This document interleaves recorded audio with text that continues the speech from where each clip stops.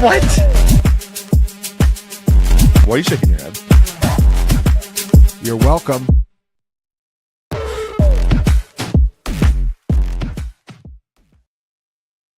Yo, what is going on? Welcome back to Best Ball Breakdown. We are in the middle of Best Ball Summer. Drafts are heating up. And as always, I'm joined by my guy Ryan to draft some underdog best ball teams. We're trying to chase down millions of dollars in these streets, and I hope you are too. If you're hanging out with us on Twitter, on YouTube, hang out with us and draft with us. We're going to fire into a little Best Ball Mania draft here, Ryan. Happy Thursday, everybody. Happy Thursday to chat. 11 people here in this lobby, so if you want to draft with us tonight, hop in and get there. Ryan, what's up, man? How's your day going? Not much, man. Pretty good. Yeah. You can tell it's actually best ball summer now. First time I've turned my AC on during the day. We're chilling here, ready to draft some hot teams. Yeah, same. That's funny. It's been super mild here in Denver, but yeah, it got into like 75, and I'm very much a creature of the cold now. And anytime it's like near 80, I'm like, forget this. This is way too freaking hot. Yeah, let's draft some fire teams. If you're hanging out with us in chat, what's going on? We got 9 people here for this team. Ryan, we were talking before off air. It does not seem like it's Anthony Richardson summer. Definitely does not seem like it's Anthony Richardson season. Our guy's got a shoulder injury. It seems like it's a similar issue to what plagued him a couple of years ago. And frankly, it seems like what's plagued him his entire career. Ryan, you were saying, Daniel Jones was kind of interesting to you like a couple of weeks ago, maybe the first stream that we had. You were talking about, Daniel Jones and how he's obviously going to help these pass catchers, Downs and Pittman. It also helps Jonathan Taylor. I think a residual effect of this offense is like, AR does not check the ball down. The very few times they do pass the ball, AR is looking to scramble. JT getting some of those checkdowns will be really nice. That was like the one big thing missing from his profile last year, right? Is like, the rushing is always great with JT. It's like we got to get some passing down work. So if we do get a bunch of games of Daniel Jones, which it seems like we will at this point, what's your thoughts on JT here? Yeah, like you're right that the checkdowns are probably the biggest thing. Another, I'd say, important aspect is kind of whenever Anthony Richardson is able to advance the ball down the field, it's just because he connects on like a 50-yard bomb to Alec Pierce or whatever. And so just a not consistent offense in terms of like advancing into the red zone to where they're able to give JT the ball hurts him a lot, right? If we get a Daniel Jones who is like kind of a more boring, like little bit more game manager-y style of quarterback, that also is probably just better for Jonathan Taylor. It gives him more volume, gives him more opportunities. So yeah, I'm still not going to go crazy on Taylor, I don't think, just because again, we are, I never expect Taylor to get a ton of pass catching work. Right. You're still reliant on on a Colts offense being great. That is probably not going to be great, but I'm taking him like at the end of the second round. I don't have an issue with that. Yeah, I think we've got to bump him up a little bit just because, like we've been talking about, the AR offense is just so, it's extremely run heavy. JT does have solid rushing volume, but he has like no outs. The offense has been super inefficient. I'm like you. I'm not going to go crazy with Dan Jones. Like his rookie season really kind of stands out as an outlier for the player that he is now. I mean, he's got a 2.5% career touchdown rate and a 6.5%, 6.5 YPA. You discount that rookie season. So I don't know. It's more just, I think he can basically keep this offense on schedule and kind of keep it in, third and manageable situations, whereas AR was just like a total freaking roller coaster. It was literally just all or nothing with him. So yeah, I think JT is going to be rising for sure. I think people are going to come around to this. He's a pretty strong value in my mind right now. What's up, chat? What's up, Bendels? I see you in the chat. What's up, Pistol Pete? How you doing, man? Always good to hear from you guys. I appreciate that you love the shows. We will be on every Thursday now. I changed up the time on us a little bit. We're going to be adding, I think, a second stream for more drafts. So, yeah, just all more basketball content here on the YouTube channel. We hit 15,700 subscribers. I saw this morning we were 300 away from 16K. We're going to get to 20,000, Ryan, by like, I don't know, middle of July, probably end of July. If you're not subscribed to the YouTube channel, please do so right now. If you're hanging out with us on Twitter, Pistol Pete, I see you on Twitter. Hop on the YouTube channel and hit subscribe. Do you think Jones will boost Pittman up the ranks? Yeah, for sure. We'll work through the projections with Chris Tats. But that was one of the things that we talked about early in the year is like this split. We ended up projecting Daniel Jones for more games than they are just because we kind of saw this coming a little bit. Then this injury now pretty much will cement it, right? Like, I think we have Jones. If I'm remembering correctly, I think we have him for 10 or 11 games projected. We'll probably go to 12, 13, and then just get more aggressive as the season goes on. AR missing all of training camp line it's pretty much all Daniel Jones, right? I would think so, yeah. I mean, this is supposed to be an open competition. Scare quotes. Yeah, per everything the team has said, this is a truly open competition. Right. Per everything the receivers have said, they all pretty transparently want Daniel Jones to win that competition. This is only going to add to the likelihood. But yeah, I do think it's important we have been well ahead on Pittman, on Downs, on Jones all offseason. I don't know. I don't want to like totally double count this just because Daniel Jones also typically gets hurt a lot, right? Like you have to still project AR to start some games. So I don't know. It'll be interesting when we kind of really get down to it and figure out exactly how we want to project the split now with the new information. But I don't even know if we'll end up like that much higher on all these guys just because I think we kind of foresaw this. Yeah, for sure. We're ahead of ADP big time on Downs right now by 8 spots. Same with Pittman, at least the last I checked by about 10 picks. And listen, we've never been big Michael Pittman fans here at Fantasy Points. Like he's a volume guy, but like this is going to be a way more voluminous pass offense. And he's now being drafted as like a wide receiver 5. Josh Downs is way better. We were on this last year too, but that doesn't mean both aren't good values.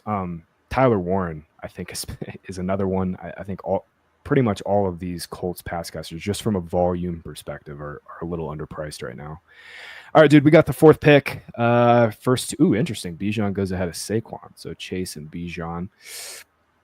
All right, so it'll be Jefferson, Gibbs, Puka, Neighbors. What you want to do?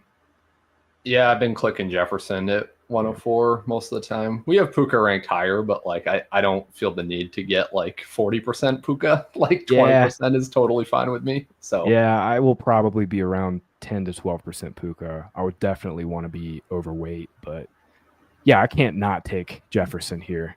You're never really going to get him at 5. I was saying a couple of weeks ago, man, that I don't know if CMC is going to cross Jainty. And in the Superflex contest, which is always a little weird that these ADPs get a little out of whack, but I saw JT cross CMC in the Superflex, which is wild to me. You start one fewer receiver there. So maybe I was wrong. Maybe we'll get, as more bullish news comes out about CMC, maybe that will happen. But for right now, I think, Ryan, it feels like to me at least the first 15 picks or so are kind of set. And I think everybody's kind of viewing this second tier the same way that we are. That's like BTJ, Nico. We might have to take Amon-Ra out of it. Now he's got this knee injury. We'll talk about that here in a second. But I think everybody's kind of viewing this tier similarly. Do you see any players right now, though? Like, I don't think Ladd's going to get into the top 15. Any players right now you see like really coming up in value? JT, we were just talking about one. I think his ADP is going to rise from 21 for sure. Yeah, really until you get to Taylor, I don't think so. Like I think we've everybody's pretty much hashed out all their differences on all these guys up to here, I would say. But yeah, I don't know. I will say the Ladd rise has surprised me a little bit. Both in best ball and in Dynasty, I feel like people are finally coming around like over the last couple of weeks to like everything we've been screaming for 2 months. So yeah, I don't know. Not to just like pat ourselves on the back on like every riser on this stream, but that's those are the two guys that have come up so far. Yeah, is Ladd Daniel hasn't Jones come and up Ladd. too much in BBM. He opened at like 19 or 20. Like I was saying, there's still some pretty heavy detractors. I'm with you. I still think he should be going in this tier with BTJ. I'm certainly taking Nico Collins over him. All right, so Amon-Ra picked up. Oh, he didn't pick up a knee injury. He had knee surgery after the season, just a cleanup thing. You and I were talking about this last week and kind of moved on kind of quickly. I wanted to spend some more time, but you and I are both kind of lower on Amon-Ra, and then this knee injury, I think, also kind of throws a wrench into him just a little bit. We'll pick that back up here when we make this pick. JT. Yeah, I mean, we talked about him. We can just do it. Yeah, why not? Yeah. All right, we'll jam JT here unless you feel strongly about T. I have enough T that it's kind of like I need to click the RBs over him sometimes. Yeah, it feels, last year I feel like I clicked a lot of RBs last year in the second round. It kind of feels like that again this year. Like I liked JT quite a bit. Didn't like Saquon as much and paid for it. But loved Henry. I mean, we were hammering Henry in the third round this turn, but it kind of feels like right now JT is maybe one of the safest picks you can make in the second round right now. The rushing floor is super high, and then like we've just been talking with Dan Jones starting now. We'll make our pick, and I'll bring back up Amon-Ra. I think this is super interesting here, how this is broken. Oh shit! There goes McBride. That's just what I do every time. Is I'm like, oh man, I don't know what to do here on the 2-3 turn in the early third. Wow, I guess I'm gonna click Devontae Adams. Yeah, I'm clicking Devontae Adams here too. That's where my lean is at. I've lost all interest in mixing in Tyreek Hill at this point. I've talked myself out of that. Okay. Marvin Harrison is going higher and higher, and I still don't understand that at all. He is rarely making it past the turn now. So, yeah, it's just more Devontae Adams for me.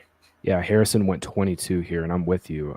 I'd be interested to see some of the projections that are getting him there, because I feel like we have him projected, obviously, for a really strong full-time role. The target share is really good, like 24-25%. It's like, do we really think Kyler's that good? You know what I'm saying? This is the same bet with Garrett Wilson. Do we really think Justin Fields is that good to be taking him there? Like, the targets will be there for sure.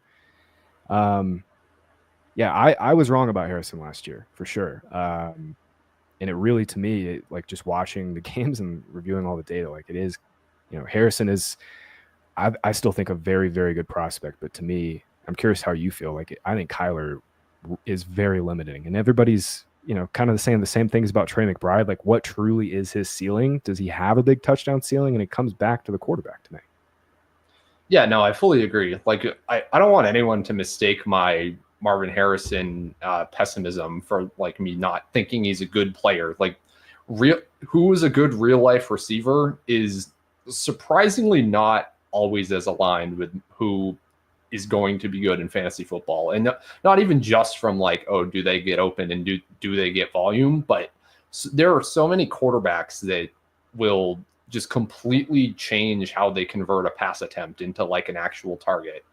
I always complain about this with Justin Fields. He just takes sacks and throws the ball away. So like a 25% target share in his offense is not actually a 25% target share. It's way less volume, even if it's the same number of dropbacks. And yeah, I feel similarly kind of with Kyler, where it's just I don't know. He's just not an accurate downfield thrower at this point, and he hasn't been for at least a couple of years. So yeah, I can't get on it. And just the way they use Harrison on the outside is just, it's not ideal. It's not the easy layup stuff that Kyler needs. Yeah, deep ball accuracy is a little like fluky and random, but over time it smooths out. And you're right. He basically had the 1 year with D-Hop where it was like it clicked, and that was it. Every other year of his career, he's been, wow, JMO is just screaming up in ADP. We got to take Tet here, right? Yeah, Tet for me. Yes. Yeah, he's clearly in the top tier here. Yeah, 45 for Tet is very nice. I kind of wanted JMO on this team for a little. I'm not taking a ton of JMO, but I think he obviously makes a ton of sense on Vikings teams with Jefferson. But yeah, I'll gladly take Tet 6 spots past ADP here. All right, this is where it'll get interesting though. This next pick, we got 3 good receivers, man. Obviously, I don't think we need to take a quarterback. We could take Kittle. If we wanted, or did he just go? Yeah, I would love round 5 George Kittle. Oh yeah, he went at 4-6 here. Way earlier. Okay. Yeah, that's what, honestly, that's kind of where he should be going. He should be a 4th. Probably yes. Yep. He should be a 4th round pick right now.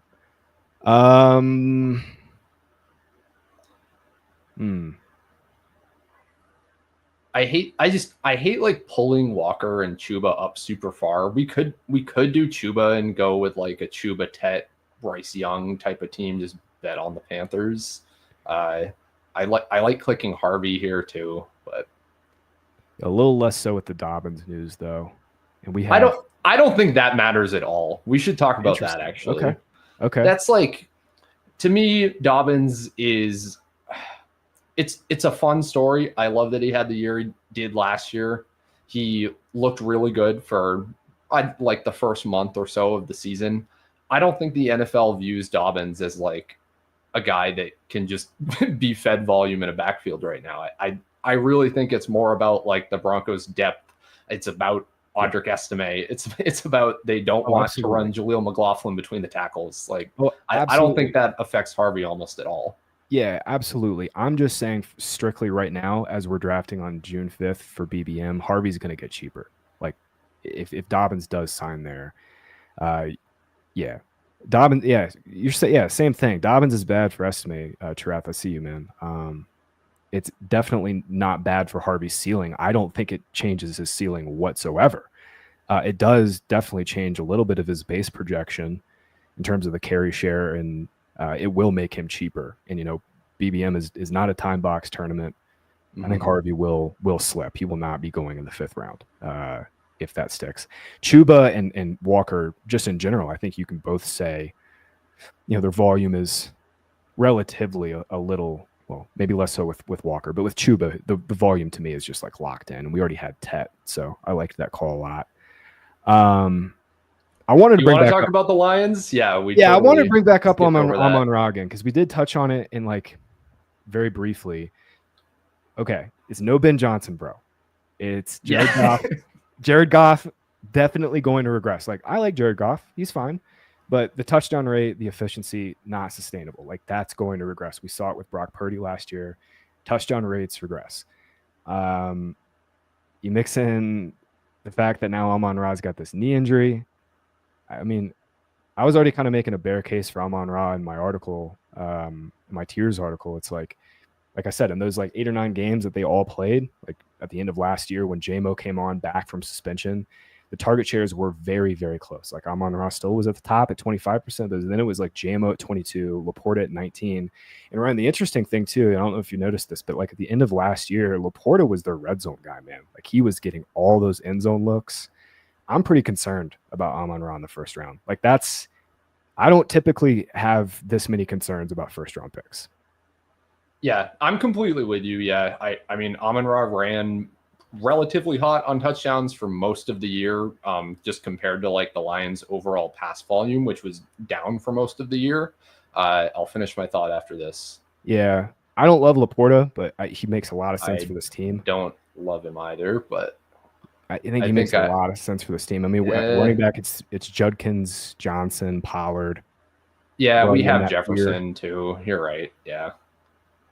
I have not been clicking Laporta, but yeah, nor have I. But I'd rather click him as part of a Lions stack for Week 17 with the Vikings than I would click like David Montgomery, for example, I'm about to explain why. Yeah. Once I think I said that on the previous stream, and I was like, man, I kind of don't love that. Maybe you and I are on the same kind of thinking the same mind here. Yeah. So this is how I look at. I'll start with the passing game again, or you mostly cover the passing game, but yeah, just touchdown rate regression. Laporta's role at the end and over the last like 7-8 weeks of last year was pretty much what it was in terms of target share and all the other peripherals as it was when he was a rookie. And we see Amon-Ra come down a little bit with that. So that's one part of it. The second part of it is that Jahmyr Gibbs over the last 4 weeks of the season, including the playoffs with David Montgomery out or limited, had just like one of the most impressive stretches of performance out of a running back I've ever seen. They still only gave him a like 65-66% ish snap share. It was like a top 10 snap share. It wasn't like, oh, Chase Brown levels or anything, but he just was so integral to their offense just by them giving him those few additional touches that would have been like nothing touches that would have gone to David Montgomery before. So I don't know. New OC in, like, I could just see Gibbs just taking a 65 to 70% opportunity share this year, where Golden's fine for me. Yeah. Where it just wasn't that way last year. Last year, the Lions had the most valuable backfield in total by backfield XFP, but it was split totally 50-50 between Gibbs and Monty.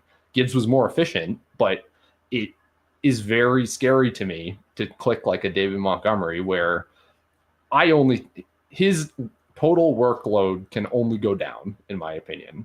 You get the contingent value, but like, I don't know, man, for like an 8th round pick, a 6th round pick. Yeah, he's a 6th round pick. In Best Ball Mania, that's wild to me when you can instead click like James Conner or Alvin Kamara.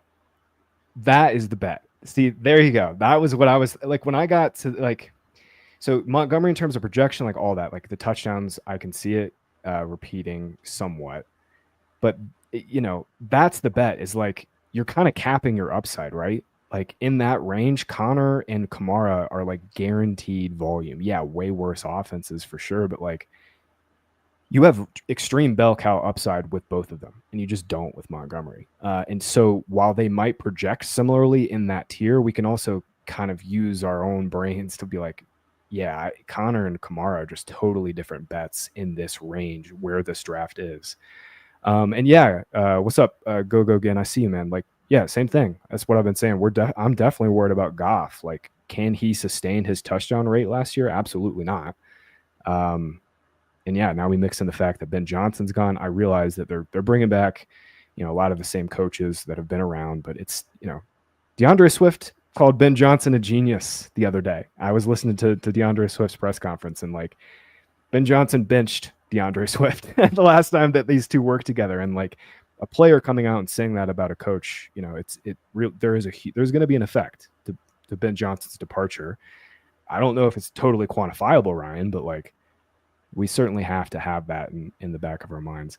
By the way, I almost clicked Josh Downs on this team. Like I was like, nah, Golden's got way more upside, but I almost did. We might get Downs on the back, come back here. Yeah, and targets per route run, I know Josh Downs is gonna beat Matthew Golden very handily. So yeah, two totally different players. If that's the scoring here, then yeah, two totally different players, two totally different bets, but this is a really good looking receiver group, man. Jefferson, Adams, Tet, Golden, real touchdown upside. I do like Downs for this team. Shite. Let's stop talking about him. I think we have to go receiver here. I'm not, we're not taking Scadaboo or Mason. Yeah, for sure.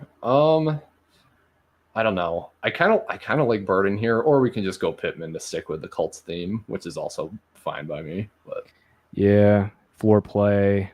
We got 2 rookies. Not that I wouldn't want Burden on this team. I think he does make some sense. It's kind of like a shallow target guy, but yeah. Obviously, clicking that name next in the pool, we could come back here and get one of these next 2 guys. I don't really feel a need to press quarterback. We've got McCarthy, Stafford, Young, Love's going in the 130 still, right? Yeah. No, fully there. We can just we'll totally do a good old wait and draft 3 quarterback build for sure. Hey, listen, Tom. Golden and good. I mean, it does sound like nice together, but I'm not drafting a ton of Matt Golden in redrafts. I'll probably have 0 Packers receivers in redraft again. Like it's just I don't want these guys as wide receiver 3s and 4s. It's just there's way more upside on the board. But in best ball, in a large field tournament, Golden has some 25-point games well within his range of outcomes just as the field stretcher. It's a similar bet to Rashid Shaheed, but Yeah, I may end up being in God, on like Jaden Reed in redraft again with with where he is. yeah. I went down that hole last year, man, and I paid for it. But here's the thing: the Packers' pass rates just cratered after Jordan Love's groin injury in like week 7. Before that, Reed had like 2 or 3 pretty good spike weeks. I don't know. Bro, he doesn't play in 2 wide receiver sets. I understand he doesn't play in 2 receiver sets, but he also like never has to actually earn a target against a cornerback. He just is against linebackers and safeties. Gets all the easy button touches. If they're an actual pass heavy offense, then that's a valuable role. It's better than Josh Downs. It's like, yeah, it's Josh Downs plus. But yeah, I don't know. They could easily say, and we're going to be bottom of the league in P-Row again and run Josh Jacobs a million times. But their schedule is tougher. Love is going to be healthier. Like I think they probably get back to like at least a balanced offense and probably like, yeah, it's probably more of a best ball take, honestly, that the Packers guys are generally good best ball picks. But I don't know. Jaden Reed, man, it's hard to quit him. Yeah, I mean, trust me, the talent is there. It's just this role with this offense. I just don't know if I'm buying it for like fantasy relevancy or really honestly any of these players. It's just that they love to rotate. The targets are spread out. Matt LaFleur is a very much like, hey, I'm going to game plan like specifically to beat this defense. The only Packers guy like I've been like really like I wouldn't even say excited to click right now is Josh Jacobs. It's like Marshawn Lloyd couldn't get on the field last year. They added 0 rookies, and we just saw, I mean, the volume was great. The efficiency was bounced back a little bit from his down 23 season, and he's still just a 3rd-round pick.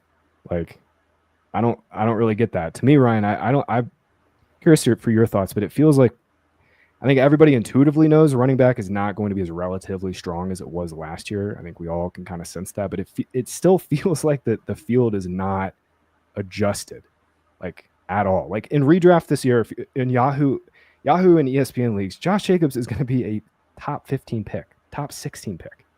You know what I mean? Like in softer redraft leagues, he will be a 2nd-round pick for sure. Yeah, 100%. I would love to click Loveland here. Okay. If we can sneak McCarthy next round, maybe, but no, yeah, I was just popping him in the queue. Yeah. Goff just went. All right, so we'll take Loveland. Okay. But yeah, Love is the backup. And I'll make this about running backs in general rather than just Josh Jacobs. But yeah, it definitely applies to him. I think coming out of last year, I was pretty intrigued. There was a lot of intrigue in terms of like, oh, is the market going to radically shift in terms of how we view running backs and wide receivers after this insane year that running backs just had? Like there were a lot of reasons to think it was somewhat of an anomaly just with the position's injury luck and guys like Jacobs getting kind of like the perfect runouts where Lloyd is just hurt all season after they said they wanted Lloyd to be involved all summer. If you remember that drumbeat, there were a lot of just kind of situations like that where just the bell cow guy totally won out. James Conner being another example. But yeah, at least on Underdog, we've gone to like, I think we've just totally reset. I don't think there's any like lingering deference being paid to like these running backs that showed out last year, frankly. So you can just click McCarthy. I'm good with that. Yeah. I was just letting you talk there. But yeah, running backs that showed out last year, there's no deference really being paid, which I don't think is necessarily wrong. I think Josh Jacobs probably should be about a third round pick, an early third round pick. I'd have more of him if it weren't for how low Devontae Adams goes, but that's I think it's fairly efficient basically. And I think it probably will not be in like normal redraft leagues. Yeah, as you're saying, I would not be signing up for Jacobs as like a top 16 pick in like even in 2 wide receiver redraft managed stuff. Yeah, and that's the format I'm talking about. Is that like that's what I'm getting at though? Is less. Yeah, less you take away the one fewer wide receiver spot, it definitely relatively makes the running backs more valuable. But I'm looking at a receiver setup this year, man, where I mean it's really good. Like this is a very good receiver setup throughout the first 9 rounds, and maybe I see it a little differently just because I'm living in like a projections redraft world mainly still, but like, and I at the end of the day, man. It's about scoring. I know this sounds so stupid, but it's about scoring the most points. And like, this isn't a season-long contest in that sense. Obviously, there's playoff weeks. You have to get lucky, all that. But I think we kind of lose that nuance where like everybody is still, in my mind, chasing receivers that have no business going around some of these running backs. Like, Ryan, you're in a managed league right now. Who do you want, James Conner or Chris Olave? These players are going off to the same point.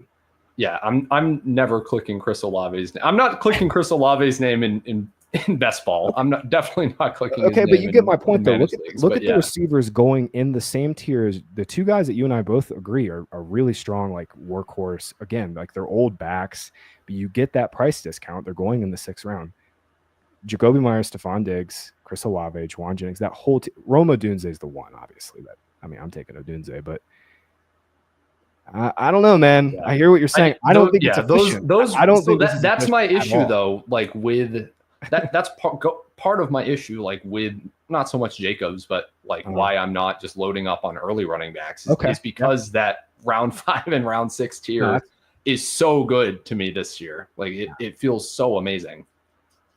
That's the biggest counterpoint to what I was just saying. All right, we got to take Jordan Love. I mean, that's simple. Yeah, let's go. He's the Packer I think I'm most excited to draft, honestly. Oh, baby. Okay. Yeah, I mean, dude, the God mode games at the end of the 23 season and then that Dallas game, like if you just want to feel something as a football fan, throw on the freaking Packers Cowboys game, just an absolute demolition. But in all seriousness, I mean, this is a really sexy looking team we got going here, man. We're done at tight end. We're going to take another quarterback, but we could be done. We wanted to be.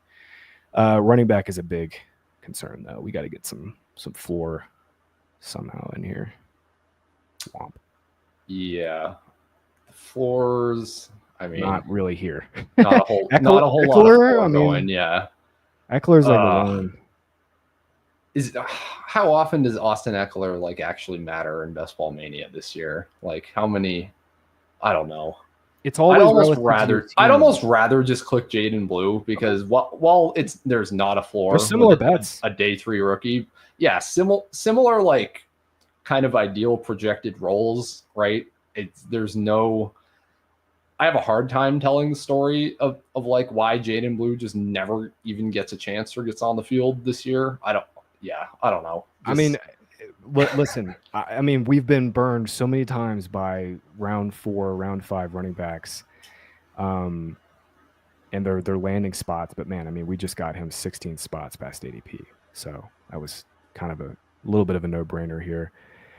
Yeah, I don't have any regard for, frankly, any fan's state of mind. I'm a Jaguars fan, and there's nothing you can do nothing you can say, nothing you can do that will ever hurt me. I have literally seen it all. Man, we do have a really sexy little layout here, though. I'm very happy with this team, Ryan. All right, man, we're going to talk some ADP risers and fallers. We've got 45, 50 days into BBM here. This is strictly BBM data. Some of the biggest risers right now, no surprise, George Pickens has come up 24 picks since ADP. Ryan, you and I haven't really talked about Pickens much this season. How do you view him now that he's on the Cowboys? And it kind of seems like the secondary wide receiver on the Cowboys is like a better idea in theory than he actually has been for fantasy. Do you know what I mean? Yeah, I mean, I view him fairly favorably. I thought he was going generally too late before the trade happened. Now that the trade has happened, I think his ADP is relatively efficient. But yeah, I mean, he was one of the unluckiest wide receivers in the league just in terms of touchdown scoring last year, especially on end zone targets.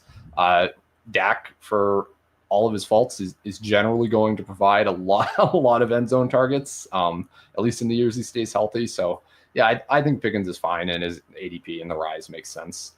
I will not have much Pickens in redraft leagues. I will be clicking him in best ball though. He has obviously, like Ryan was just saying, the 2 touchdown upside. Also, Dak is amazing against man coverage. At least he has been, his previous couple of years. Giving Pickens just some YOLO balls, go get it. Absolutely love that in this offense. One player that has been coming up, guy that I liked last year, Jalen Wright. He's coming way up in ADP. And I think it's one of those things, man, where it's just like everybody's kind of realized like it's okay, Raheem's gone, Jeff Wright, the veteran, is gone. Wright wasn't great last year, but nobody in that backfield was. Like Achan's efficiency really dipped off. He has come up massively by ADP, and I think we're about to click him because it's either him or Will Shipley here. We got to jam in one of these guys. Yeah, I think Wright is closer to like guaranteed volume, quote unquote, than a Will Shipley is. Like if he takes over like the 30 to 40% like rushing share role, it's something there that this team will maybe need. But yeah, and kind of along with that, just as we're talking about risers and fallers, like we see like kind of the quote unquote like boring veterans or boring year 2 players rising at the expense of the rookies, which always, for whatever reason, this time of year, they always are falling unless there's like concrete specific news or hype or buzz about one of them. Just the Ollie Gordons of the world, they're always falling down boards this time of year, and they always open too high and they always just fall until you hear something in camp pretty much. Yeah. It is interesting that like psychologically with the rookies specifically, projection kind of gets thrown out with the bathwater unless you hear something good about them or there's like positive beat writer news or whatever. I was actually going to suggest that we take, if we didn't get Stafford here, because I felt like we had to jam in, right? I wanted to take Daniel Jones, but that's not going to happen now. Oh, wow. Yeah. We can take Tyler Shucks late as the 3. That's fine by me. We'll take Shipley here. Okay, yeah, that works. And then I kind of like another Packer. We'll take Marshawn Lloyd maybe on the next pick. Because we got to get some backs. We're done at receiver, dude. I mean, Jefferson, Adams, Tet, Golden, Pittman, Shaheed. I mean, that's a great group. Yeah. You're okay going 6 receivers? I don't know. Oh, no. Like we'll take one more. I mean, gotcha. Those are our dudes. Like we're gonna take definitely 7th. 100%. Okay. Yeah. Just the limits of my mind won't let me go with fewer than 7 receivers. Yeah. I'm totally with you that we don't need to worry about it. The only way I've done 6 wide receiver teams on Underdog is if I basically take 6 of my first 8 picks are receivers. I think you can do like some 3-6-3 crazy builds and like completely punt tight end and just kind of like, hey, I've got this nucleus of 6 wide receivers. I'll kind of have like a hero running back ish build. I think that kind of works on Underdog, but yeah, all the data suggests like 6 wide receiver teams it is about draft capital and where you get them, but most 6 wide receiver teams are just trash in general.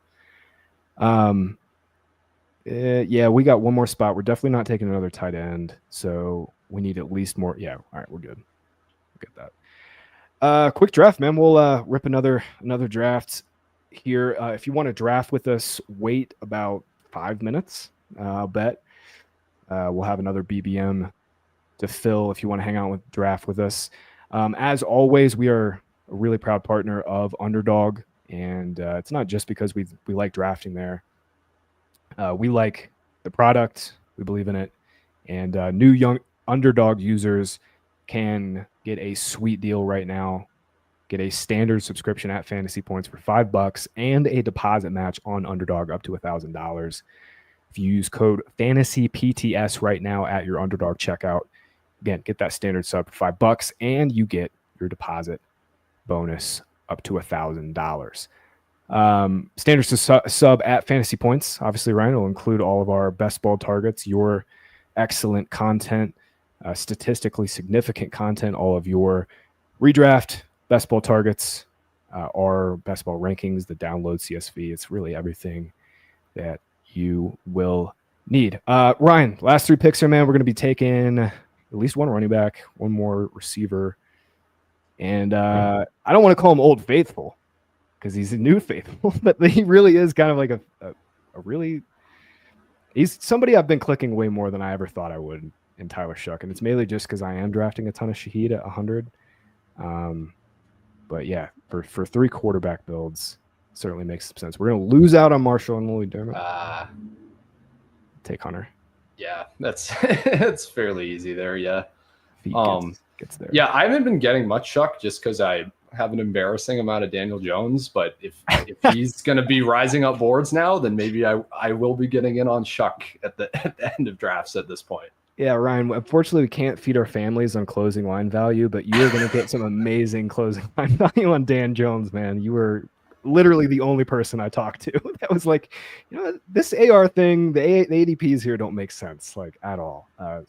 Neil Orfield also apparently has a lot of Daniel Jones. He told me that on Twitter the other day. That is the most Neil pick of all time. That made me happy. Yeah. That does make a lot of sense. Yeah, I mean, it's just dead. Like completely dead. The late round quarterback, it's just everybody's obviously seeing the same things we are. Where did Bryce go? I didn't even see him go. Yeah, I was going to ask about him, but we had totally missed out on him when we originally visited our third. Oh, he went on the opposite side of the board, 156. Yep. So ahead of ADP. Who did this guy have? Interesting. All right. Yes, Bendels.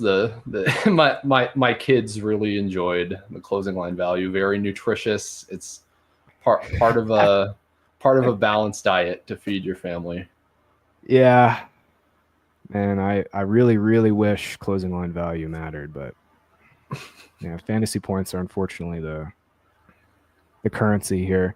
Well, you want to just take Shuck here, so we have a confirmed third quarterback. I mean, I don't know. Let's take Darnold. I mean, we can take Darnold. We have multiple Panthers. Like, okay, I'm good with it. We can take. It's not that crazy to me. Yeah, we'll take solo Darnold. All right, last round receiver. No. Thank you for saying that because that's a good pick here.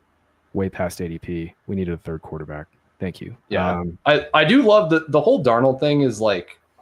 I was prepared to be like the Sam Darnold hater just because he succeeded in fantasy last year, and generally people will want to draft him because of that. But kind of everybody was just like, oh yeah, this is fake. This isn't happening. This is not real. Just really because of his last 2 performances. But it might work with Kubiak in Seattle, guys. Like that wouldn't be the craziest thing ever. Like a play action heavy deep shot offense and Sam Darnold putting up big weeks. Like, why is he free? I don't think he should be totally free, basically, which he essentially is for a starting QB in best ball right now. Yeah. Dude, and we also we have to use the most recent data. Like obviously having Justin Jefferson and Jordan Addison and freaking KOC, like that's great. I also remember the 22 season. At the end of 22, the dude was awesome for fantasy. Like especially if you played in Superflex fantasy, he had a great run for the Panthers. He made 1 start for the 49ers. If you look at his last 3 years, basically you take away the years he was with the Jets. Over his last 700 pass attempts, Ryan, from Pro Football Reference here, he's got a 6% touchdown rate, 7.9 YPA. Like a lot of that is obviously coming from the Vikings season, but he had some decent efficiency in that Panthers year. Like he has been a significantly improved player as he's gotten away from the Jets. No surprise. And I'm with you. Like it'll be a schemed up passing offense, super run heavy. Like there's no reason he can't have a couple big weeks, throwing deep off play action. Like, it's not a good receiver group. If we did want to stack him, I mean, this is the guy to do it with. Torrey Horton. Oh my God, I love it. Wait, can we please? Yeah, this is the guy to do it. I was talking to Chris about him a couple weeks ago. I was like, bro, we gotta he's gonna beat out MVS. Like we got to get him up a little bit. Like Cooper Kupp could die this year, and he's a starting wide receiver. Like Yeah. like, I mean, Jake Bobo was running significant routes for this team last year, and out of necessity. now Lockett and Metcalf are gone. Like, there is no depth here. Like Horton could absolutely have like a real role at some point in the year. Yeah, and especially like on this team, like we've just got some horses, man. Like Jefferson, Adams. No, Tet's a rookie, but I think he's going to be a rookie that starts really hot. Pittman's just unsexy floor. We can definitely take on another rookie here. I don't think anybody's going to get him. Bendels, I saw your question. Jarquez Hunter thoughts. Yeah, he's screaming up in ADP. I'm sure you've seen that too. 187 now.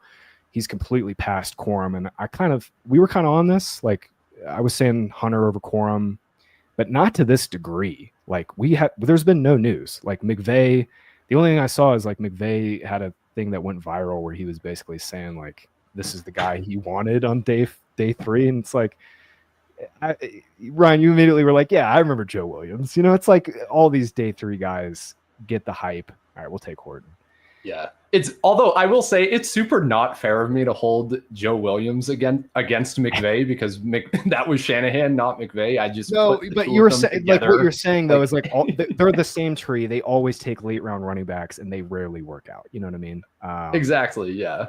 Like they're you definitely want players on these offenses, but I do think where we lose the plot is like assuming that Kyle Shanahan and Sean McVay and all these coaches like actually know better than anybody else which players are going to develop and work out. And there's a lot of Joe Williamses kind of on that path, or in that group of just like really bad, like late day 2, early day 3 reaches from these coaches and from every coach. Like this is what happens. It's not like these guys aren't. I think they're superhuman at calling NFL offenses very specifically, but I don't think they're superhuman at drafting and telling the future. No, and it really is kind of just luck, as we've seen. I mean, we've seen teams like Seattle just run super hot and then run super cold with drafts. Like these guys are great executives for sure.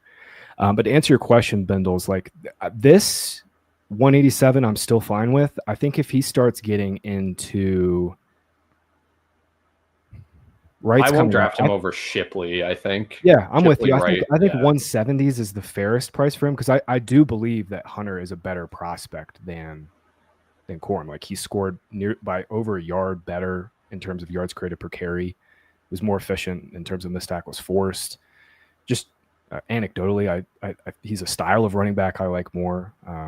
In terms of his contact balance and power, and he does offer a little different skill set than Kyron. Corum and Kyron were a little similar. All right, Ryan, I entered us into a little pug. We're getting a little pug action here. It's a 3-entry max, different round advancement. So always make sure when you guys are entering, check out the round advancements. This is a really nice one that Underdog's got out. It's a 3-entry max, $12. But week 16, you get one out of every 5 in weeks 16 and 17.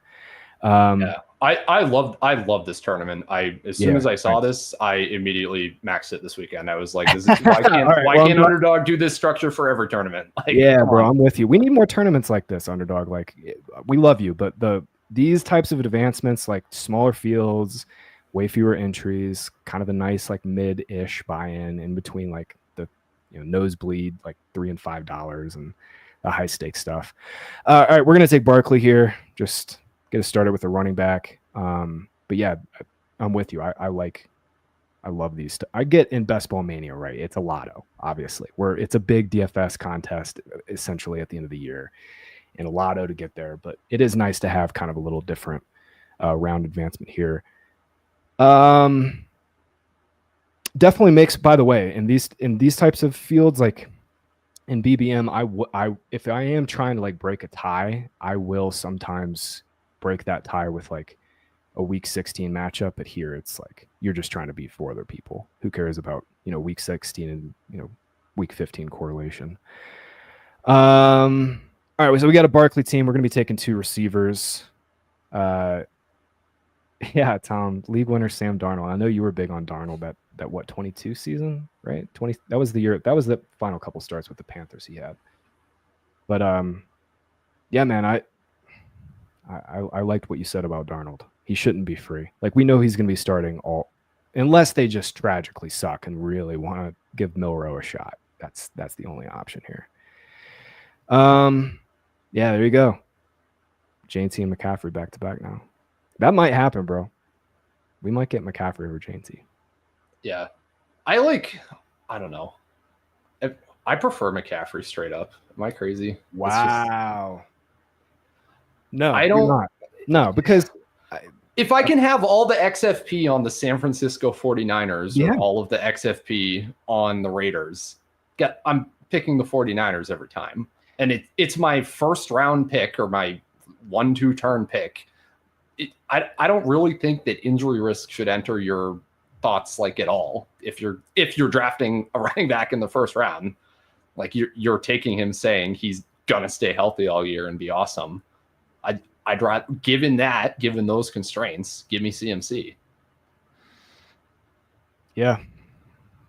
I've been saying it all summer. Like, I want as much CMC at this turn as I can get. And, he's starting to creep up now, man, over Neighbors. You might be right. My biggest thing I keep coming back to with McCaffrey is just like, dude, they don't have Debo. They have no team speed anymore. Like, Ayuk won't be back probably till like week 4 or 5 at the earliest. It seems like he's almost guaranteed a PUP stint. Those design targets have to go somewhere. And we saw in this offense, about 20-25% McCaffrey's targets were designed. I mean, it doesn't seem like a lot, but when you're getting 5-6 targets a game, you're getting 1 of the 2 of those screens every week. I mean, the floor with this guy is going to be awesome. And we know he's a great touchdown scorer. So it is close. This feels like one of those things, Ryan, where it's like, this is like one of the most right, like, scare quotes, right things you have to be about this year is JT versus CMC. Because these top 3 guys are in their own tier to me, right? Like, it really does start McCaffrey at 4. Are you really thinking McCaffrey's like back? He should be going top 6. Yeah, absolutely. I don't know. It's probably one of the the things I love the least about fantasy is like it really is kind of in the first 2 rounds pick the running backs that don't get hurt. That is kind of a lot of the game. But yeah, that's just a tough, like, it will be fun and or painful to look back on, I'm sure. Had a lot of Breece Hall last year and a lot of Christian McCaffrey last year. Yeah, dude, I had more Bijan than Breece. I had Bijan ahead of Breece.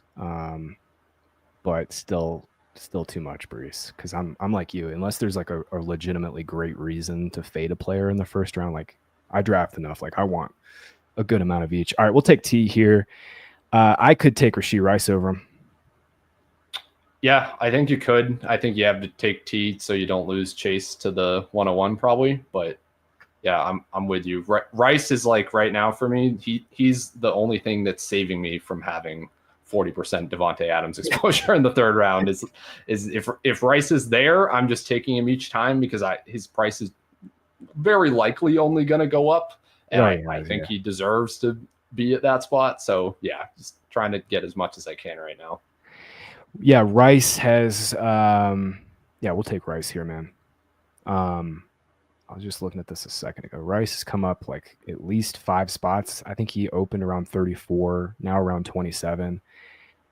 I'll be honest. When I put my tiers article out this summer, I will have Rice in the same tier as Nico Collins and BTJ.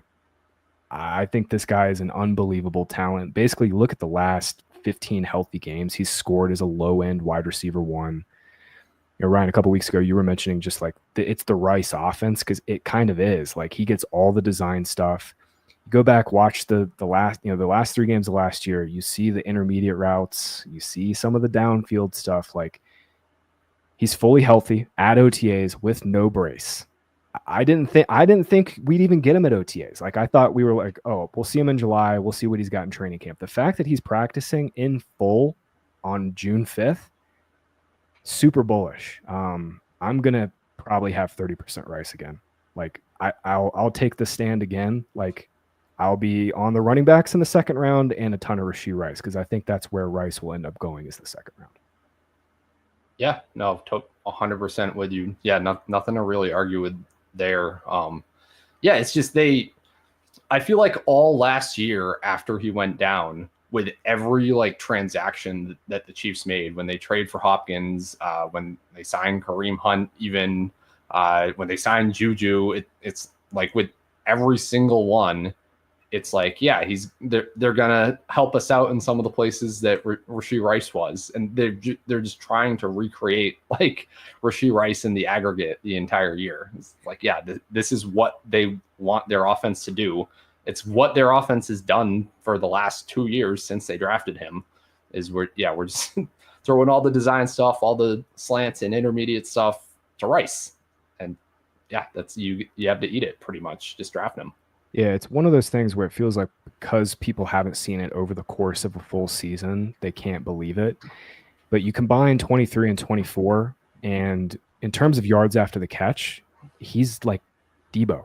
It's like a Debo clone, basically. Like he's that explosive after the catch. And again, we're getting this player, I think, in an amazing discount. Like in my again, where I'll have him in my tiers, like he is going to be in the same tier as Nico and Drake. And we were just talking PTJ. Like he will, and Amon-Ra will probably be in that tier. He's probably fine with the knee, but I think you might have made the comp, man. You're like, he's Amon-Ra light, and he might not even be Amon-Ra light. He might just be Amon-Ra in the Chiefs offense that's way more pass heavy. Yeah, no, exactly. Yeah, I think my initial Amon-Ra comp was more like how the market like treated him after his rookie year, where it's like, right. We kind of later pick. We don't slot guy. We don't really believe this. I'm glad we've gotten over that finally with Ladd McConkey this year. But yeah, he kind of was the Amon-Ra after his rookie season. I will say Ladd while I firmly am with you that, you know, he's in that tier as well for me with Nico. And I didn't mention him a second ago, but he's in there with Rice as well. I have him closer to the bottom in half PPR. I am a little concerned that the Chargers pass rate, at least after Herbert got healthy, because remember Herbert he had 2 foot injuries. He had the ankle and then he hurt his foot in the preseason. I am a little bit concerned that the Chargers want to just be this run heavy offense. Like we know philosophically what Harbaugh and Roman want to do, right? And that's run the shit out of the ball. And they just drafted Omarion Hampton. They brought in Najee on a pretty decent deal. I am a little concerned that we're drafting Ladd near his ceiling on a half PPR site without a ton of touchdown upside on a pretty run heavy offense. But he's in that tier for sure. I like him a little more in PPR. There are a few receivers every year where it's like 90% of these guys, I'm like, yeah, they're kind of the same guy in half versus PPR. But with Ladd, I think this is one where I'm a little lower on him in half just because of the touchdown upside. I think I disagree on the touchdown upside part. Okay, but we can talk about it. No. Tell me why I'm wrong. Who else are they throwing touchdowns to? Like, I understand this guy right here. They're going to give it to him freaking 15 times a game inside the 20, my guy. Like, I'm saying, I don't know, like for real, like that we know what Harbaugh is. Think back about his previous offenses. Think back about the Roman offenses, man. They are not a 5% pass rate over expectation team. Like, that's not going to happen again.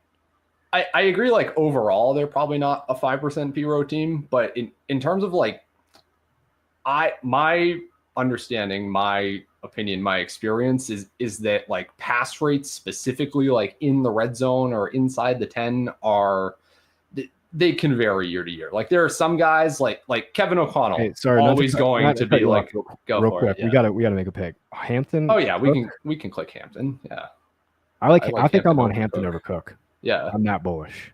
All right. Yeah, no, I won't argue with you about Hampton at all, for sure. All right, yeah. Okay. Not to cut you off, please keep going.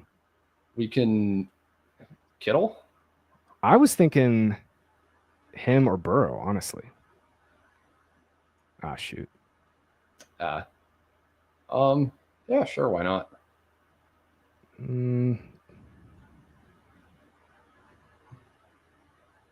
Yeah.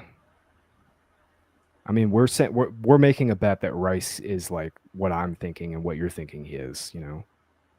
Yeah. All right, I'm okay with it. Let's take Burrow. We'll take Burrow. Yeah. All right. Yeah. All right. So why am I wrong about Ladd's touchdown upside?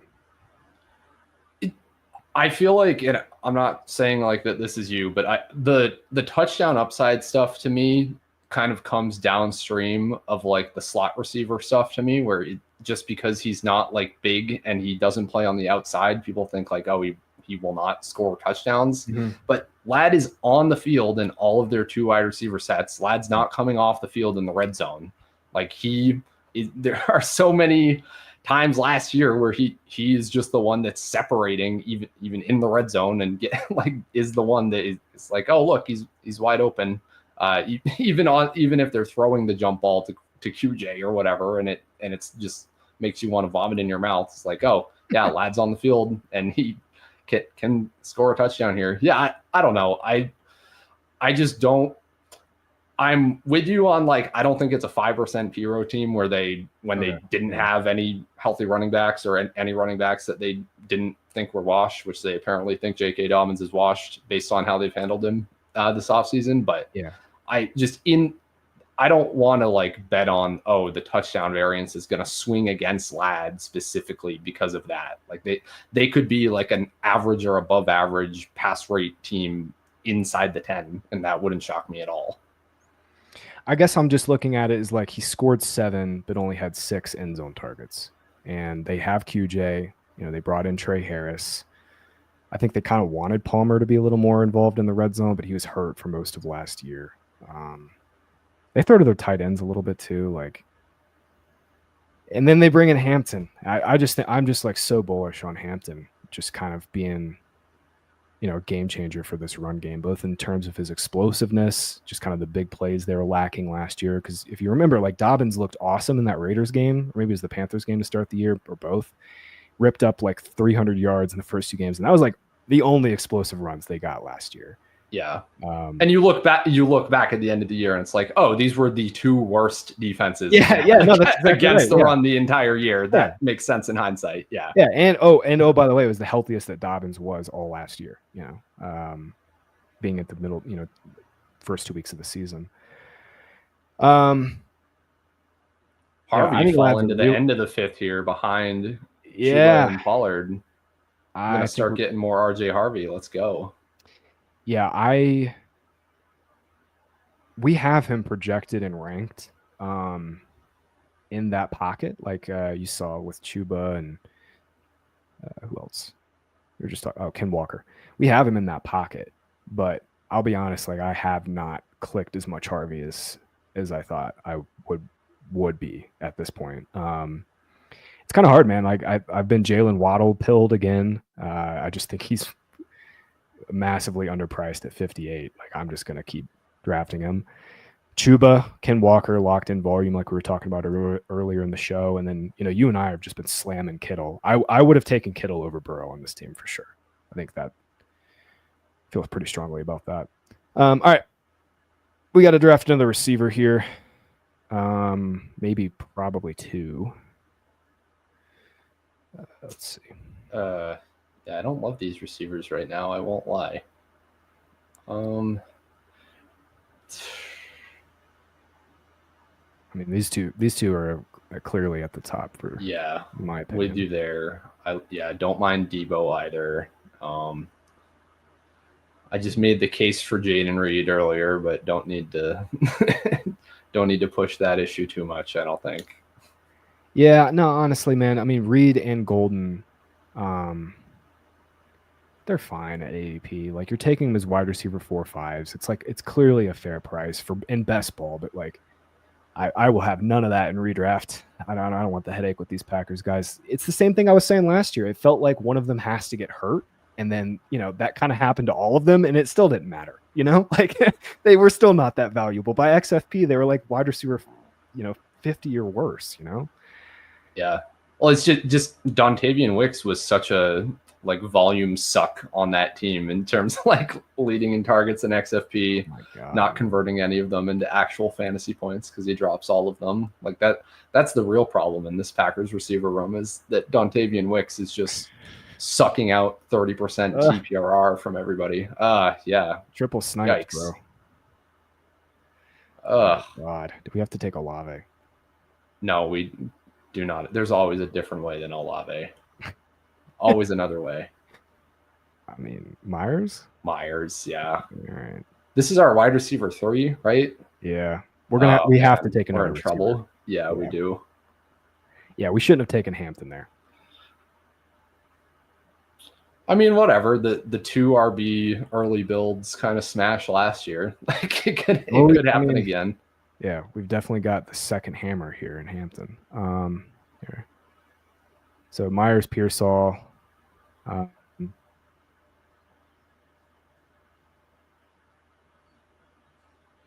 Yeah, it's just you could. Yeah, I think you have to click a Packer, honestly. Yeah, I agree. All right, we'll switch up the Packer on this one. Yep. We'll take Jaden Reed. Yeah, dang man. Oh, wait, hold on. Go back and look. When we took Hampton, yeah, Worthy had just gone. JMO was gone. Oh wow, Sutton went ahead. That's why there was. Yeah. I was close to arguing for Devontae over Joe Burrow, but I like Devontae this year. Like I think with both, and I haven't gotten as much of him or Brown, so maybe this is more of like a theoretical argument that I like than like driving me to actually click their names a lot where they're going. But I feel like there's just this assumption that the Eagles are going to be the run heaviest team in the league again. We don't often see that totally repeat year over year. Usually when teams are that run heavy, they get like an average like 15 to 20% regression back towards the mean in pass attempts per game. They could be just in more competitive games, and that can force their hand this year after playing one of the easiest schedules last year. I don't know. Like I have all these reasons to talk myself into there being more pass volume. I think both Brown and Smith are amazing and are like, I would call Smith like a top 15 receiver talent in the league. So, and honestly, the contingent upside is really good for him, more so than anybody that goes around him if Brown gets injured too. So yeah, I would click Smith over like a George Pickens or a DK Metcalf, and I think both those guys go over him right now. So I don't know. I kind of like him. No, I think Smith goes ahead of. He definitely goes ahead of Pickens. Metcalf and Smith have kind of condensed in ADP. I guess my thing is like if Devonta Smith is going at 46 by ADP, why is Jalen Waddle going in the late 50s? You know, it's a very similar bet, and AJ Brown is way better than Tyreek Hill. I also believe that Miami just generally is going to be more pass heavy.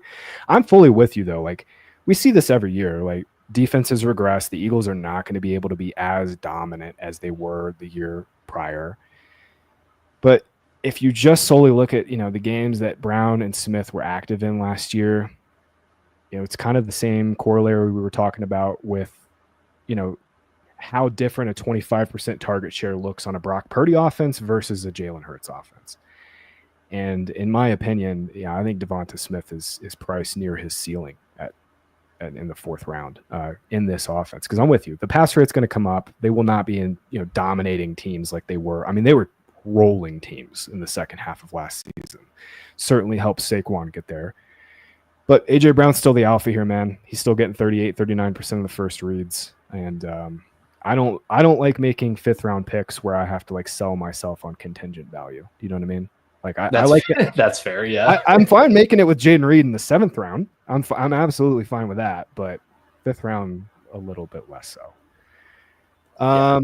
Fair enough. And yeah, I think Waddle is a better value and a better click for sure. So all right. So we talked about the Chiefs offense for a second. We didn't bring up Isaiah Pacheco. His ADP has not surprisingly come up after the draft. I mean, Chiefs punting running back once again, just brought in Brashard Smith, the SMU kid from the seventh round.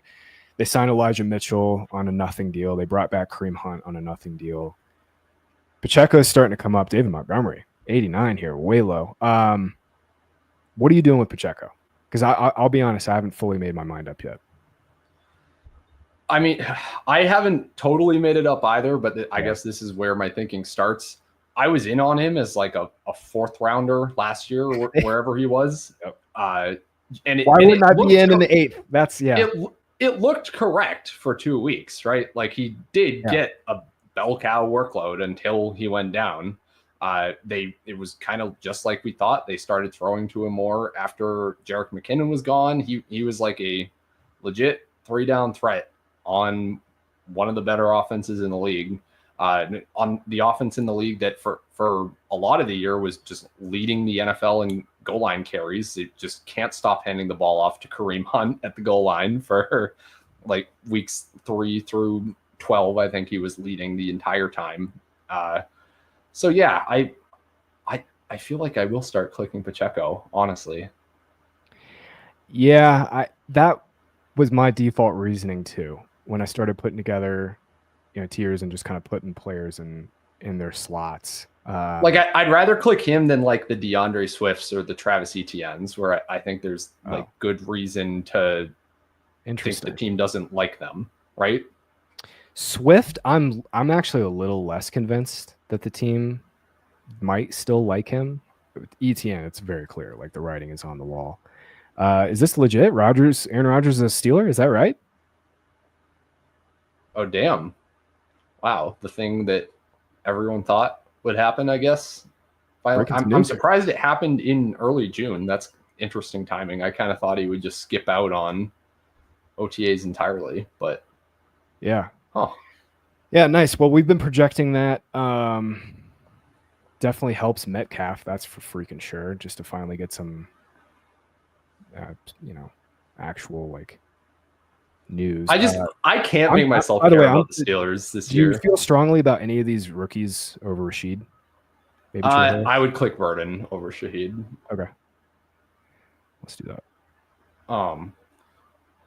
I can't make myself care about anything to do with the Steelers this year. Like I recently just finished writing an article, just going through like a stat for each team, an advanced stat for each team, basically.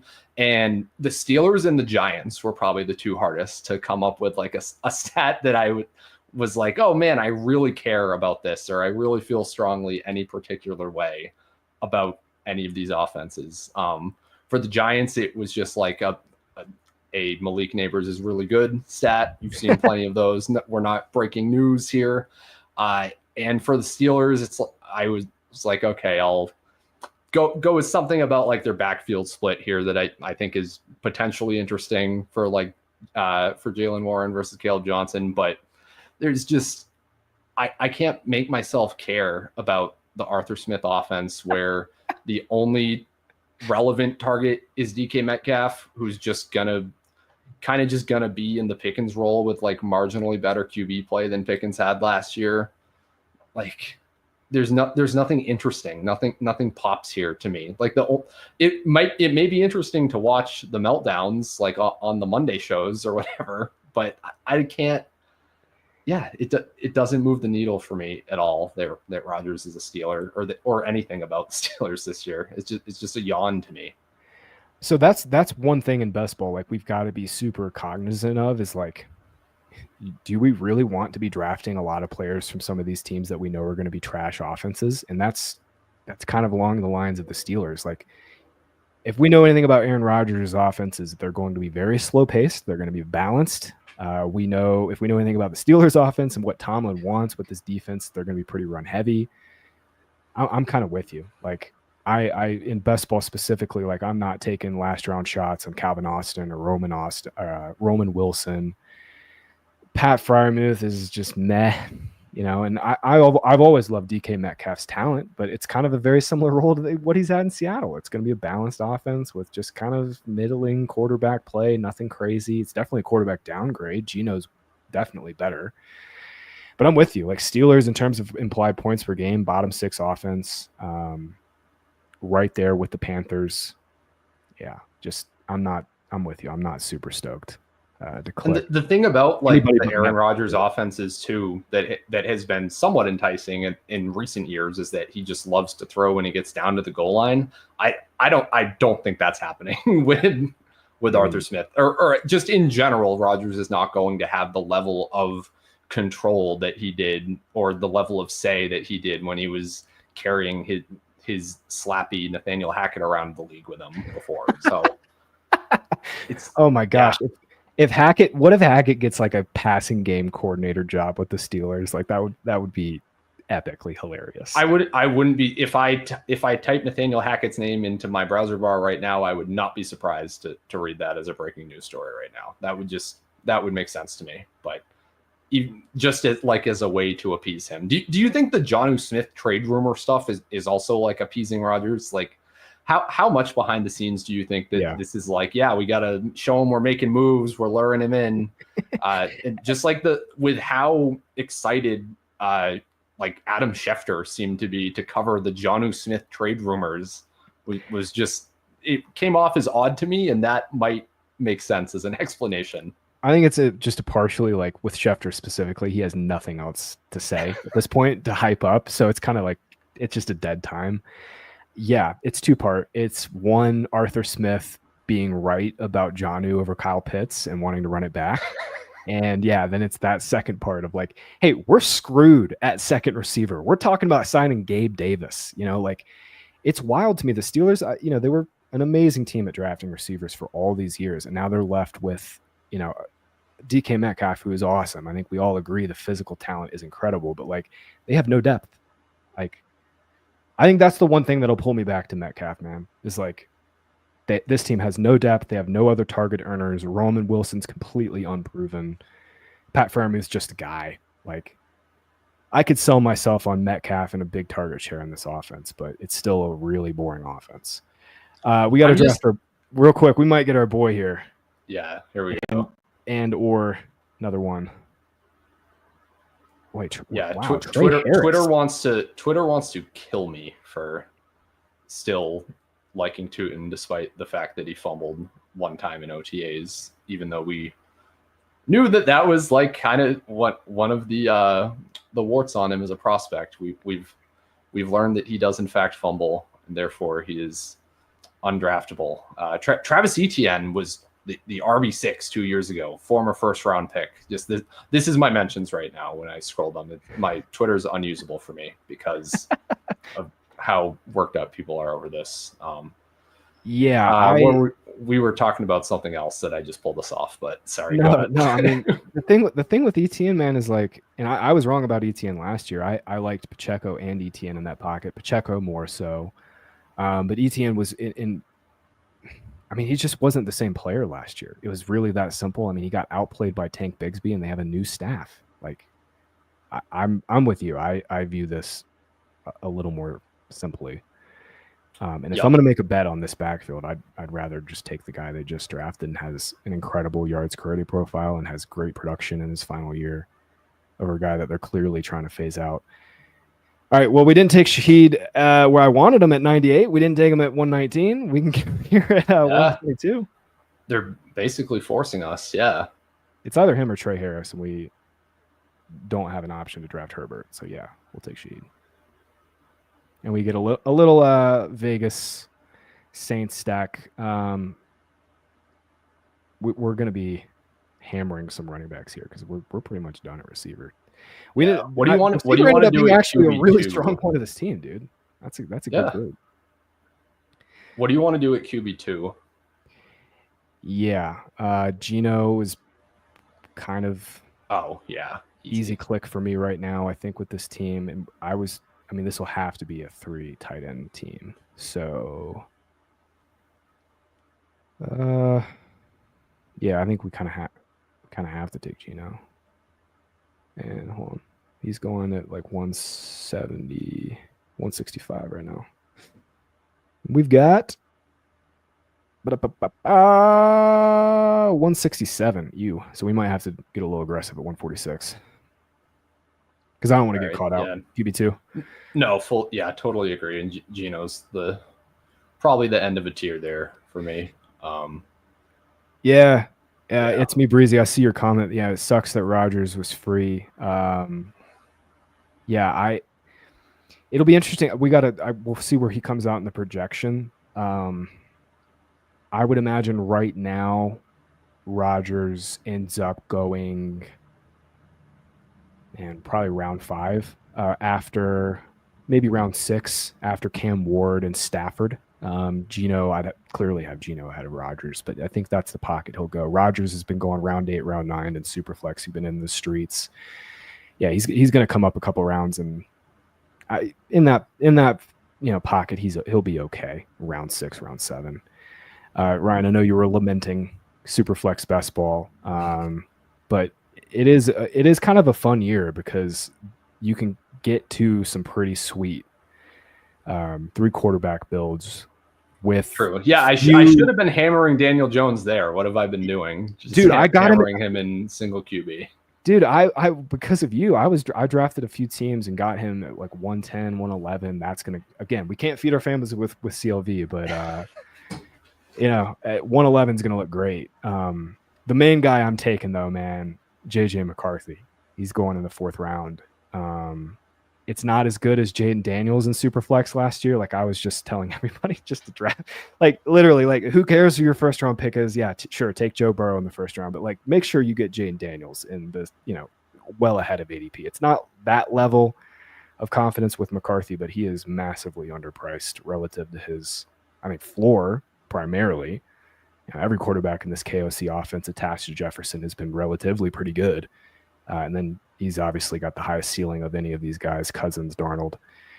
All right, man, we got to get on these running backs. I put Trey Benson in the queue. Jaden Blue. Ray Davis has been a kind of he's a guy who just does not project well for us because of Ty Johnson and James Cook's touchdown upside. This is a little bit of a wild ADP to me. At 140 for him. We've got a few guys ahead of him. Yeah, totally with you. I don't know. Rashad White is like fine to me we're not really thin at running back, but no, we're not thin. But he's kind of like the last hashtag guaranteed touches guy that you can take. Yeah, for what it's worth, I love building teams like this, especially with Barkley. Like, again, you're making that bet, you're running it back that he's the RB1 or RB2. And if he's the RB2, it's by like a very slim margin that Bijan beat him out or whatever. Damn, just missed on Trey Benson. But this is always the way I prefer to build best ball teams. It's like you have this hero running back and basically a bunch of just like a gaggle of RB2s with a ton of upside. And then you take your floor pick like Rashad White, he's fine on this team. All right, let me zoom out here. I think we have to take Gino here, but maybe not. If Love doesn't go here, we can find a Packer. You were just saying how much you want to draft Love. Did we take Reed on this one, or was that the last? Oh my God, what the hell am I thinking? Yeah, dude, we did. Okay, Jesus. Just making sure. Completely spaced out. We should have just taken Love there, Mike. Okay, that's my bad. I spaced on it too. It's all good. That's my bad. Yeah, well then that's an easy. Andre Josefas goes over Jordan Love. In this Whoa. draft. Oh, he's probably tilting that we. He also took Taj Brooks at 121. My goodness. My guy crashed out. This looks like this is a joke that Scott Barrett always used to make, but this is like when Bills fan 369 wins ships the Millie Maker because Josh Allen goes off and every random ancillary Bills player that he just jammed into a super stack wins. This is the Bengals version of that. Is that team you were just looking at?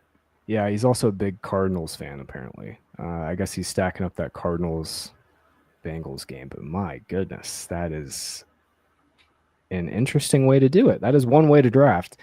I almost completely screwed up the Jordan Love thing. We just got a freaking gift, dude. 15 picks past ADP. This is that's beautiful. Really good team. Yeah, we can be done at QB if we really want. Now, we're done. We don't have to mess around with Gino. I'm sitting here like trying to jam in Gino at 146. I open up the quarterbacks. I'm like, oh, there's Jordan Love. Sweet. Nice. All right. Well, this has made this team a lot easier. We're pretty much done at tight end. We'll take this will be a 2-6-7-3. We could be, or it could be a 2. We have a good enough running back group to be a 2-5-8-3 if we wanted to be. What's up, chat? You guys got any questions before Ryan and I kind of polish off this team? We're just gonna be drafting 2 teams today, and I think we're gonna be drafting 2 teams going forward. This Rodgers thing, man, like. If I take Metcalf, like you do not have to take Rodgers. There's definitely a world where Rodgers is washed. So for these drafts, non-super flex, like I don't imagine we're going to be pumping Rodgers up as like this, like, great draftable player. He certainly will be in the probably low 190s to 200s.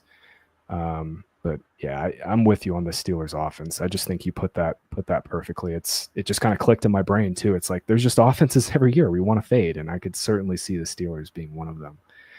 I want to talk to you real quick about a couple late round picks that have come up in ADP. Bring my sheet back up here. Two guys really that have come up in the last couple of rounds. Marshawn Lloyd, which he immediately gets hurt on the first day of OTAs. I needed to actually double check and see what the deal is on that one. I want to talk to you about Marshawn Lloyd in this Packers backfield. You and I briefly talked about Josh Jacobs, but this is a part of the reason I am kind of buying Jacobs again. It's like they didn't do anything. I loved Marshawn Lloyd coming out, but the guy couldn't stay healthy. He hasn't learned a second of the offense because he hasn't been healthy. I think he's in the driver's seat to be the RB2.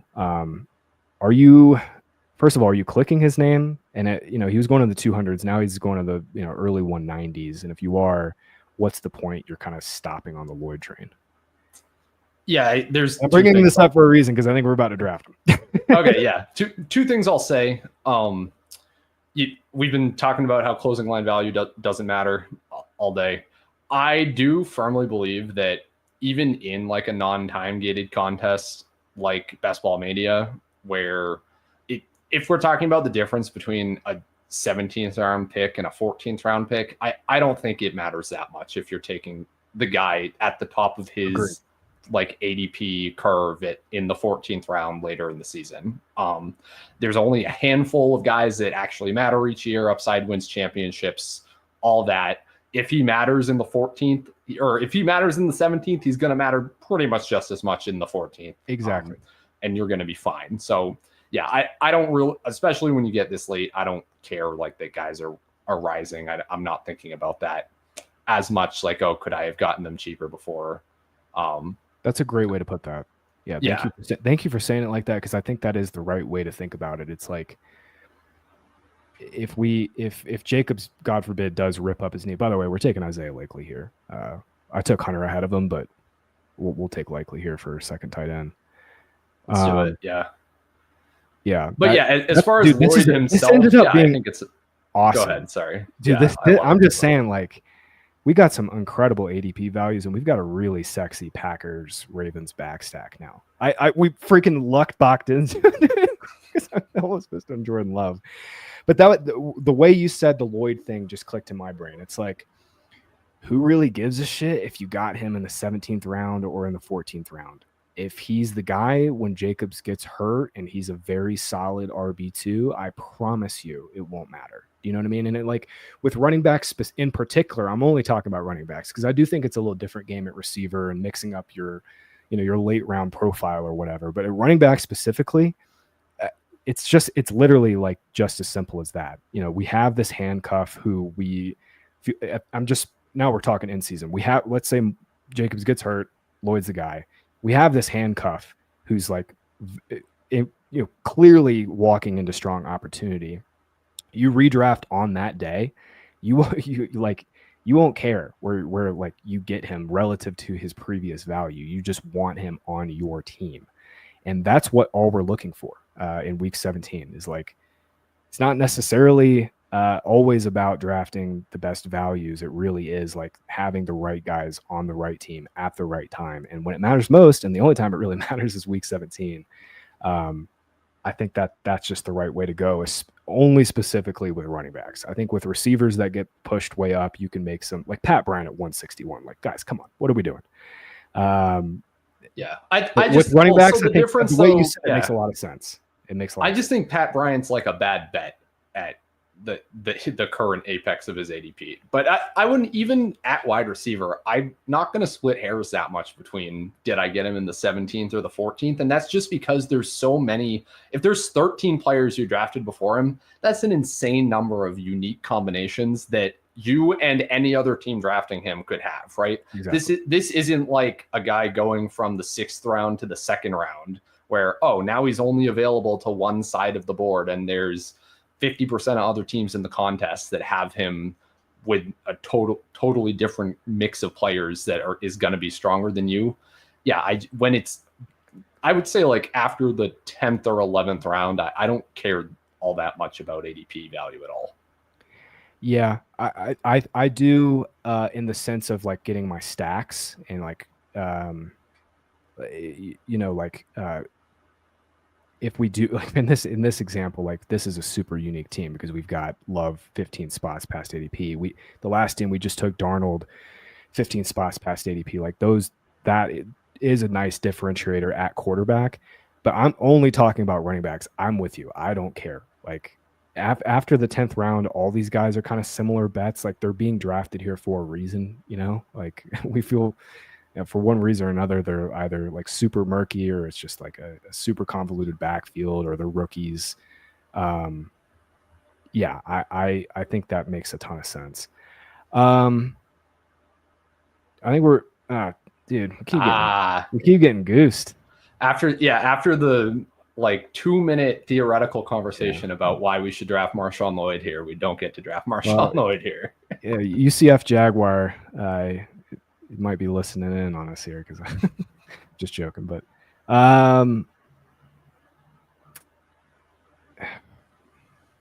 yeah, running back just is really gross at this point. You feel strongly about anybody? I'm about to throw Kate Otten in here just to get another tight end. Yeah, I think that's fine. Not really. Yeah, at this point, you're literally just handcuff gambling, pretty much. Yeah. All right, we'll take we'll take Otten here and just be done at tight end. I do think we do need to take another back.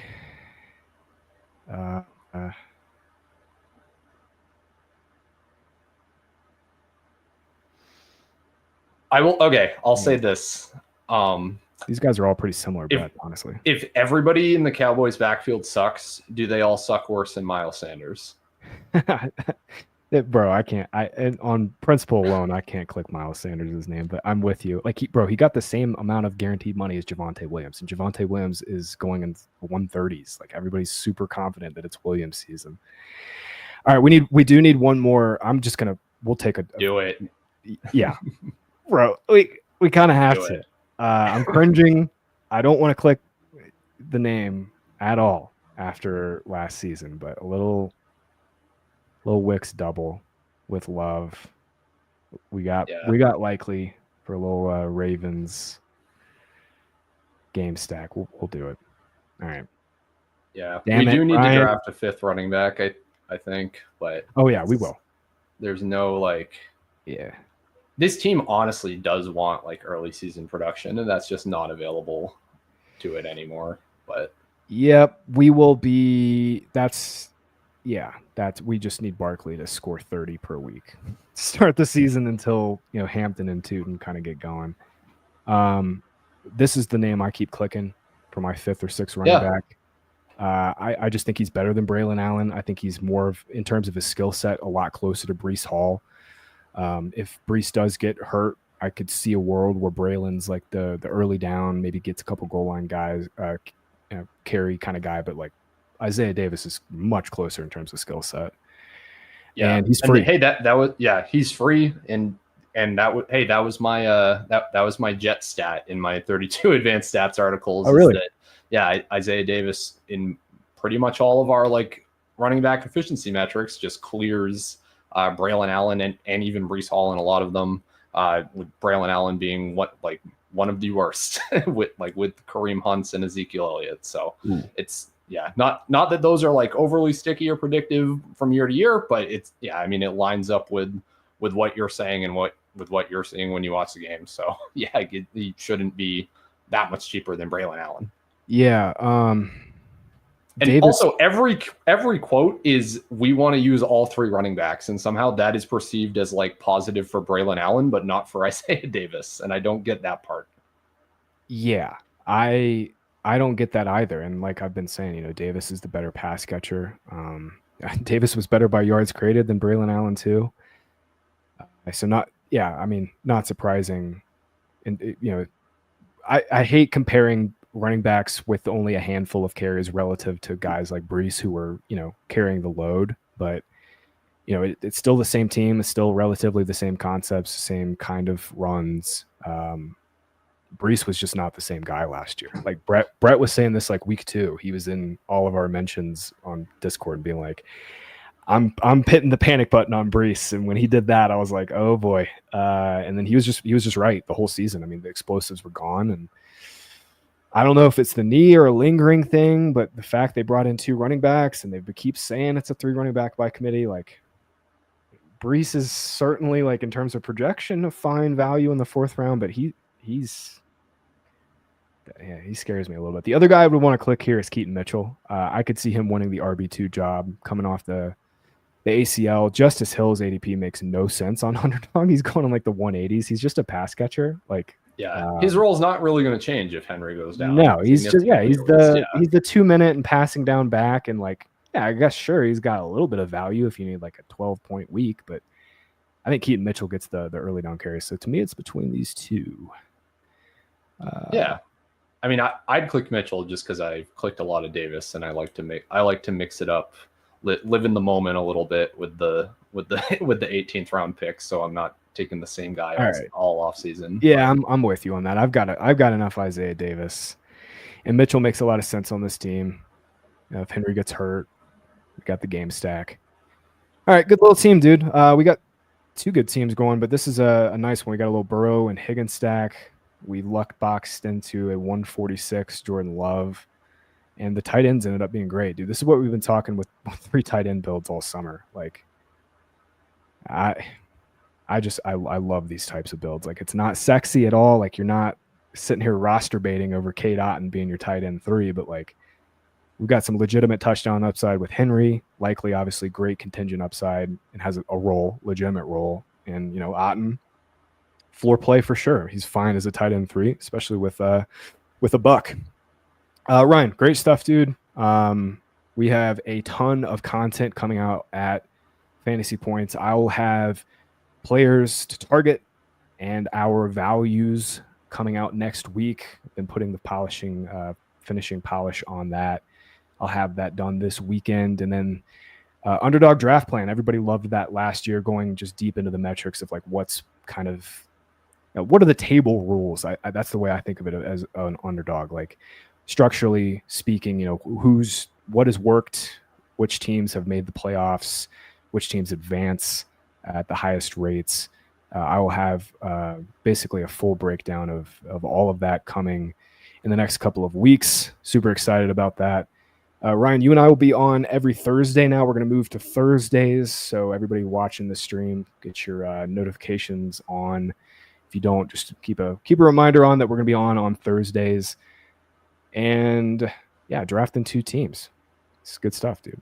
Hopefully we win this pug. Hopefully we win that BBM where we run hot with both these teams. And if we don't, we'll see you guys at the top of the leaderboards. Good luck in all your drafts, everybody. What? Why are you shaking your head? You're welcome.